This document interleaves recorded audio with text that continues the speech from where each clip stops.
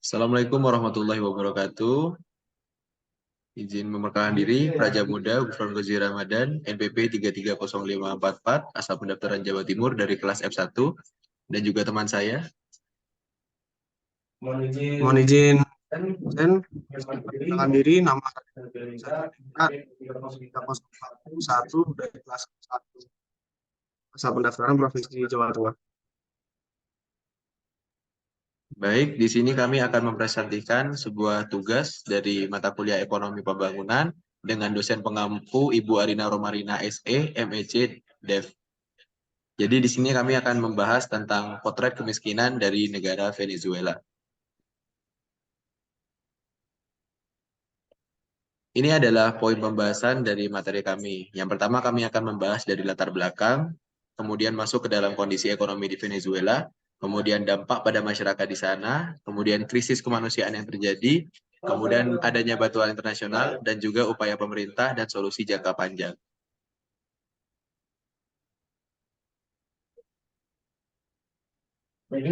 Jadi, pertama membahas mengenai latar belakangnya terlebih dahulu, yaitu Venezuela merupakan negara yang kaya akan sumber daya alam, terutama minyak bumi.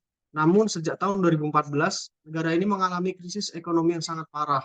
Inflasi melejit dan nilai tukar Bolivar terhadap dolar Amerika Serikat merosot drastis. Hal ini menyebabkan masyarakat Venezuela mengalami kesulitan dalam memenuhi kebutuhan dasar seperti makanan, obat-obatan, dan bahan bakar. Krisis ekonomi ini dipicu oleh berbagai faktor seperti penurunan harga minyak dunia, kebijakan ekonomi yang buruk, dan korupsi yang merajalela. Akibatnya, banyak perusahaan yang bangkrut dan pengangguran meningkat. Selain itu, pemerintahan Venezuela juga mengalami kesulitan dalam membayar utang luar negeri dan membiayai program sosial. Krisis ini berdampak pada seluruh lapisan masyarakat, terutama yang kurang mampu.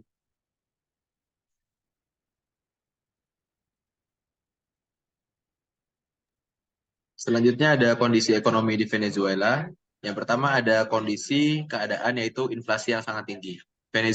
Venezuela saat ini mengalami inflasi tinggi yang mencapai angka ratusan ribu persen. Hal ini membuat harga barang dan jasa melambung tinggi dan menyebabkan kesulitan bagi masyarakat dalam memenuhi kebutuhan sehari-harinya. Kemudian kondisi yang kedua yaitu ada penurunan produksi minyak. Venezuela merupakan negara penghasil minyak terbesar di Amerika Latin. Namun produksi minyak di Venezuela mengalami penurunan drastis akibat kurangnya investasi dan pengelolaan yang buruk. Hal ini berdampak pada penerimaan devisa negara dan memperparah kondisi ekonomi di Venezuela. Kemudian kondisi yang terakhir yaitu ada ketergantungan ekonomi pada minyak. Ekonomi Venezuela sangat bergantung pada ekspor minyak. Hal ini membuat negara ini sangat rentan terhadap fluktuasi harga minyak dunia. Selain itu, kurangnya diversifikasi ekonomi juga membuat Venezuela sulit untuk mengatasi krisis ekonomi yang terjadi.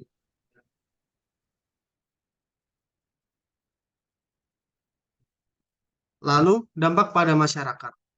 Yang pertama yaitu krisis kesehatan, di mana kondisi ekonomi yang buruk di Venezuela telah berdampak pada ketersediaan obat-obatan dan peralatan medis yang memadai.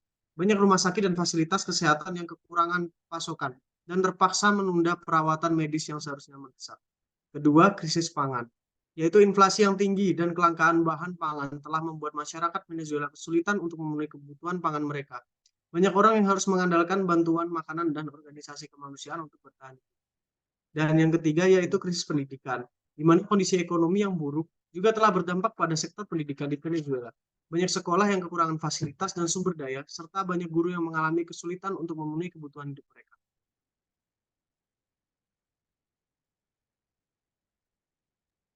Kemudian selanjutnya akan masuk kepada pembahasan tentang krisis kemanusiaan di Venezuela.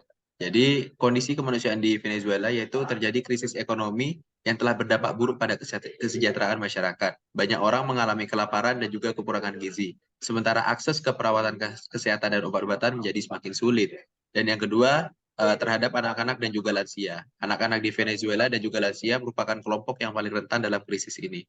Banyak anak-anak yang mengalami malnutrisi dan juga kekurangan gizi, sementara lansia kesulitan untuk mendapatkan perawatan medis dan juga obat-obatan yang mereka butuhkan. Kemudian yang ketiga, ada krisis kemanusiaan yaitu migrasi paksa. Krisis ekonomi dan kemanusiaan di Venezuela telah memaksa banyak orang untuk meninggalkan negara mereka. Banyak migran yang menghadapi risiko dan kesulitan dalam perjalanan mereka, termasuk kekerasan, penyalahgunaan, dan juga kondisi hidup yang buruk di Venezuela.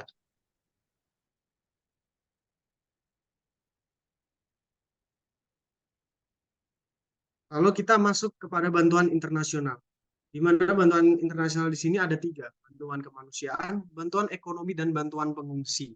Untuk bantuan kemanusiaan sendiri, beberapa organisasi internasional seperti PBB, OCHA, dan UNICEF telah memberikan bantuan kemanusiaan seperti makanan, obat-obatan, dan perlengkapan medis kepada penduduk Venezuela yang membutuhkan. Untuk bantuan ekonomi sendiri, beberapa negara seperti Amerika Serikat dan Jepang telah memberikan bantuan ekonomi kepada Venezuela untuk bantu mengurangi dampak krisis ekonomi yang sedang terjadi. Dan pada bantuan pengungsi, organisasi seperti UNHCR dan IOM telah memberikan bantuan kepada pengungsi Venezuela yang melarikan diri ke negara-negara tetangga seperti India, Brasil, dan Peru.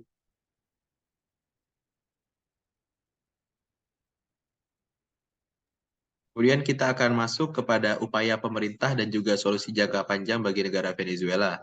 Yang pertama ada bantuan internasional seperti poin yang dijelaskan tadi.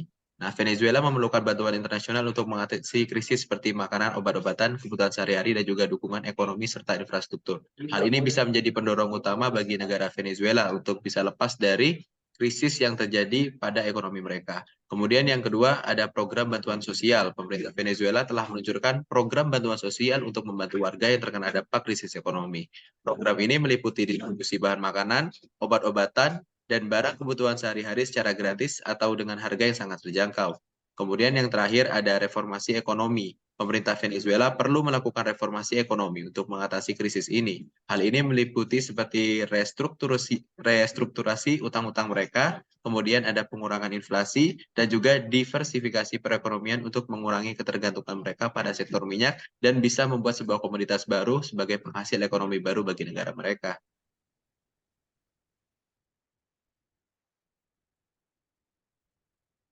Sekian presentasi dari kami mengenai ekonomi negara Venezuela. Dan sekian dari presentasi dari kelompok kami. Assalamualaikum warahmatullahi wabarakatuh.